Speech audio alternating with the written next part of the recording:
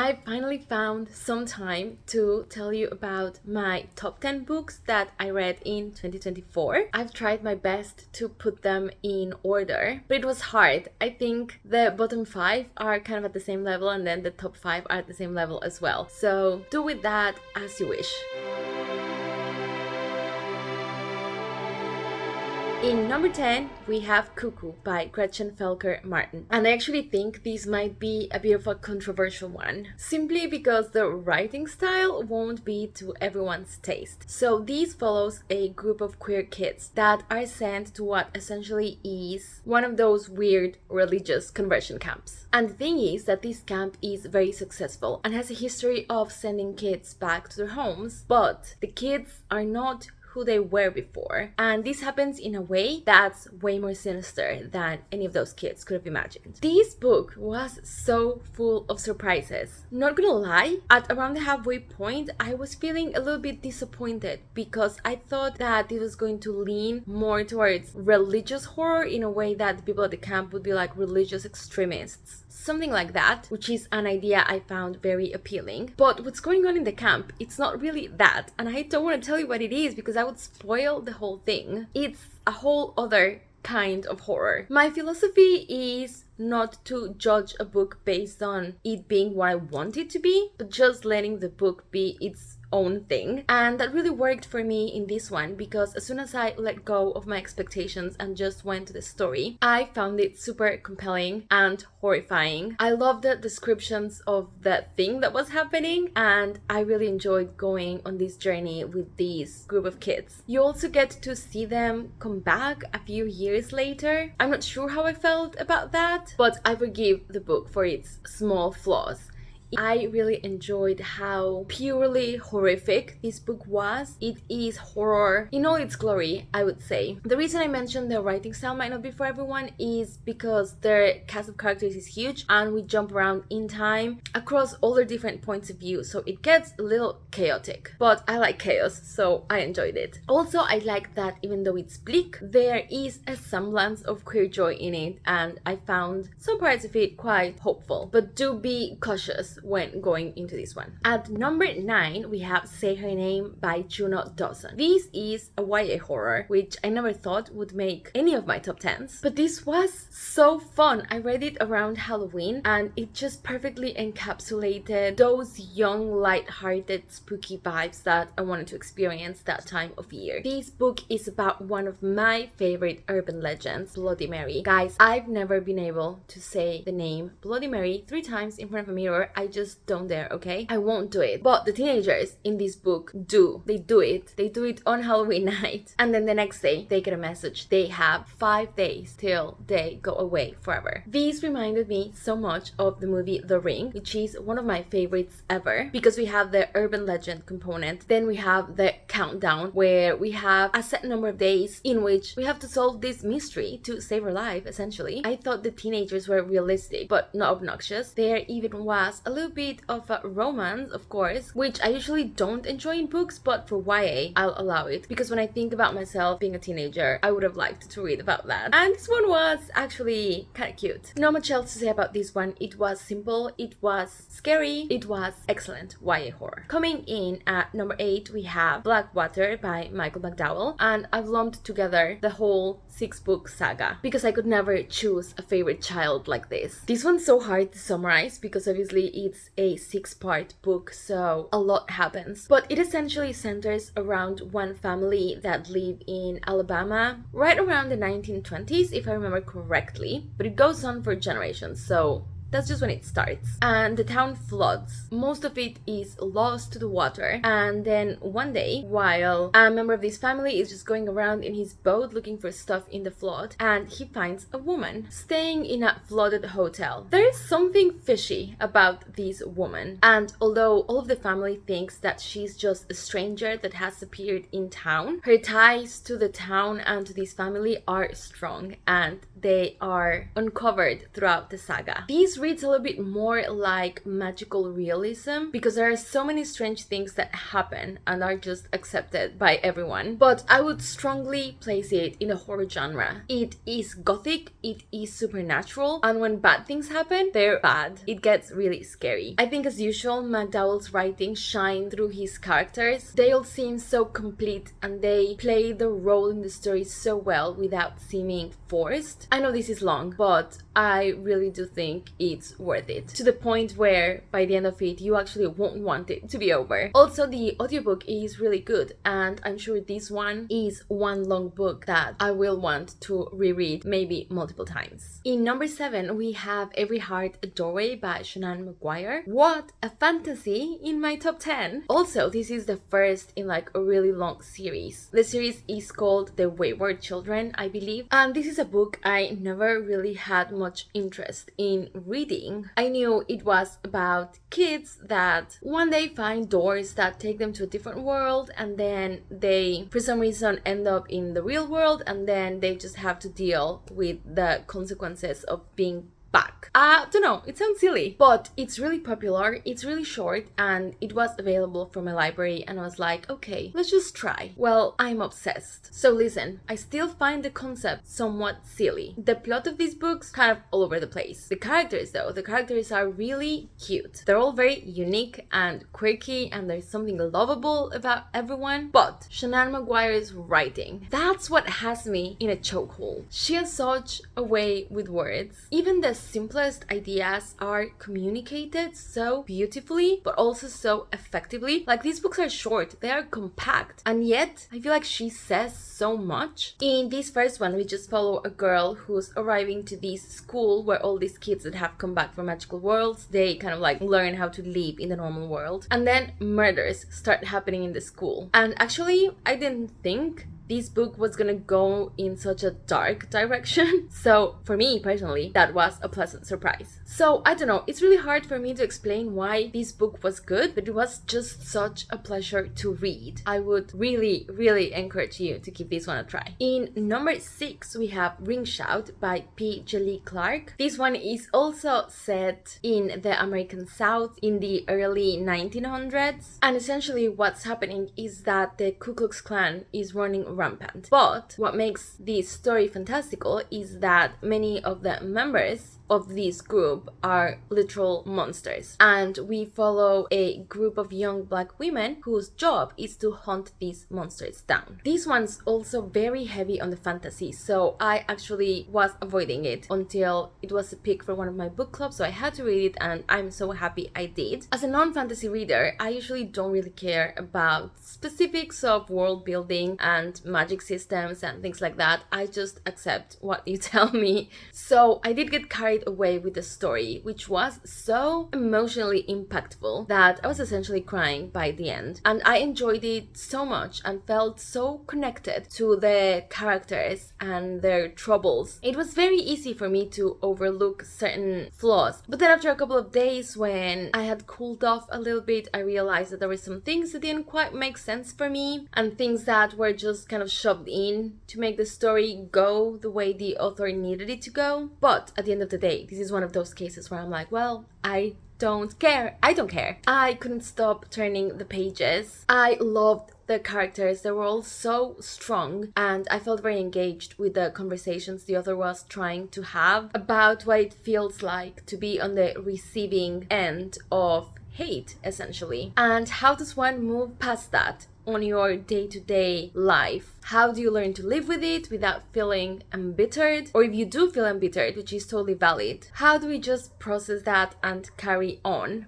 I don't know, maybe the storytelling was not the strongest, but it made me think a lot, it made me feel a lot, I learned some history, so overall, a truly valuable experience for me. Now entering the top 5, in 5th position, we have Down Among the Sticks and Bones by Shannon Maguire, number 2 in the Wayward Children series. I'm so obsessed with this book. So essentially, the way the series is going is that book 1 happens in the school in the real world. Then book number 2 goes into one of the magical worlds to see what happened to those kids there. And I think it's going to alternate from now on. Anyways, in this one we follow 2 of the girls that we met in book 1, and we go back in time to see what happened when they went to their world. The world is called the Moors, and it's this dark, horror-y world, kind of like medieval from the sound of it, and there's mad scientists doing mad experiments and a ruling class that drinks blood. But as I said,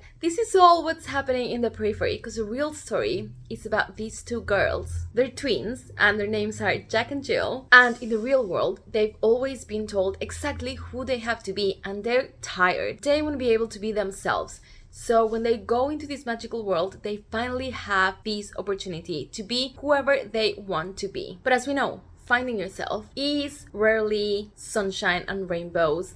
It's not a peaceful process. So things get complicated and then get embroiled in this mess that I'm not going to spoil for you. This book was essentially a dark fairy tale. And what I loved about it is that I saw myself in these characters. I saw them going through things that I've gone through. And I just got such a different perspective on things that I've learned in my own life, but through the eyes of these kids exploring a magical world. I don't know, it was a weird experience, but it was such a good one. And once again, Shannon Maguire writes everything with such precision, yet so much flavor. Like, she gets to the point that she wants to make, but she does it so beautifully. Once again, I'm begging you, even if you think you're not interested in these books, give them a try, for me. In number 4 is Diavola by Jennifer Thorne. From what I've seen around book spaces, people either love it or hate it, and very obviously I'm in the love camp. This is one of those classic haunted house stories where the real haunting is not done by the ghost or the house, but is something else happening with the characters. This follows a woman going on a family vacation to a villa in Italy, and she's really struggling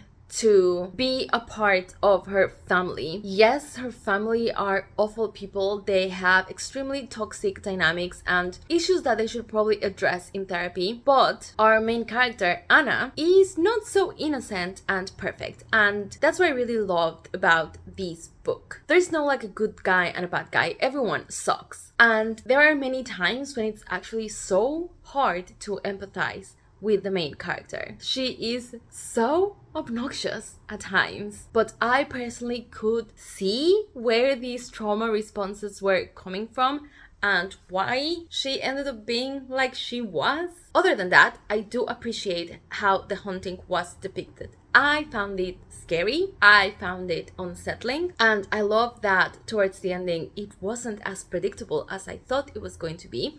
It actually surprised me, confused me for a moment. I had to pause and be like, do I like this anymore? And then I decided that yes, I do like it. I liked how the story wrapped up, and in general, the overall arc of the story. For me, it was very, very well designed. This is definitely not for people who need likable characters, because you're not gonna get that in this book. But I thought it was super worth it. Top 3 spots. In 3rd place, we have Rotten Tommy by David Sodergren. I feel like people who love David Sodergren just usually love David Sodergren, and I'm no exception. This book to me was just so cool, so exciting. It's about this woman called Becky, and Becky's mom disappeared when she was a toddler. She still lives in her childhood home, and one day while there are like repairs going on or something, she finds some tapes hidden in the walls of this house. And when she watches the tapes, she realizes that what she's seeing on the screen somehow relates to her mom's disappearance all those years before. The problem is that some of the things that she seen on the tapes now appear to have infiltrated the real world, and she may be in danger. So I love that this starts with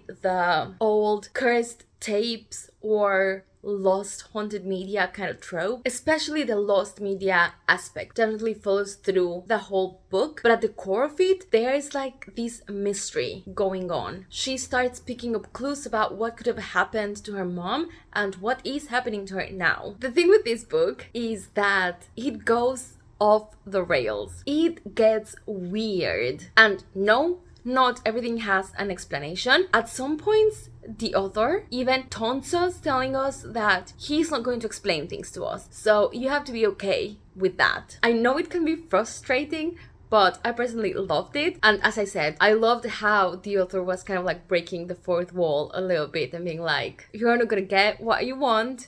I feel like if you're a fan of weird horror, you might really enjoy this because it really embraces that strangeness. It kind of breaks the laws of the world, and honestly, at the ending, my mind was blown. As its usual Sodergren, this is very violent, but in a fun way, and there is some emotional pull to it. The main character is just such a sweet soul, and that makes the events of the book just so much more interesting. In second place, I Was a Teenage Slasher by Stephen Graham Jones. I think this is another one of those books where people either hated it or loved it. This takes place in 1989 in a little lost town in Texas. We follow this kid Tolly and his best friend Amber. They're kind of like outcasts at their school. They just don't feel like they really fit in anywhere. And then one day when they're at a party, something happens. Something horrible, by the way, that was really fun to read about. And Tolly becomes a slasher. He becomes a slasher in a supernatural sense. Like he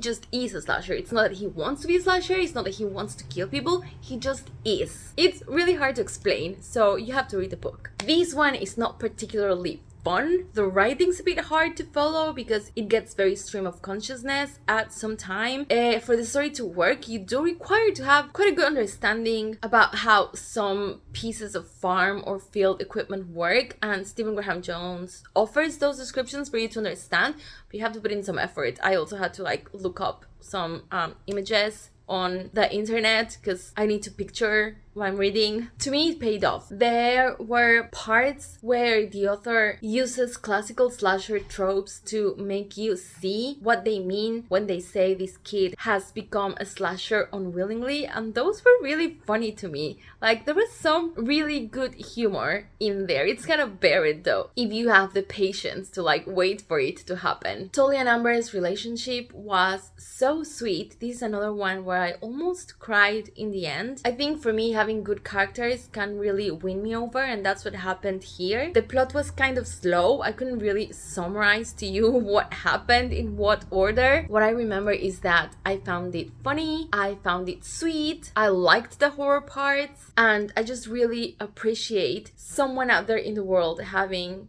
the skill and knowledge required to tell a story like Tolly's story. I'm just so happy that this book was written. And finally, my favorite book of the year. I feel like this is going to be so controversial. I don't think a lot of people have read this book, and the people that I know have read this book, which are mostly people I know in real life, some of them absolutely hated it. But I stand by my choice. And my favorite book of 2024 was The Spirit Engineer by A.J. West. First of all, one thing I love about this book is that it is inspired and expands upon real events. This is based on the true story of William Jackson Crawford, who lived in Northern Ireland, again in the early 1900s. I think that was my favorite period to read about last year. This is a Gothic story that takes place during the height of Victorian spiritualism.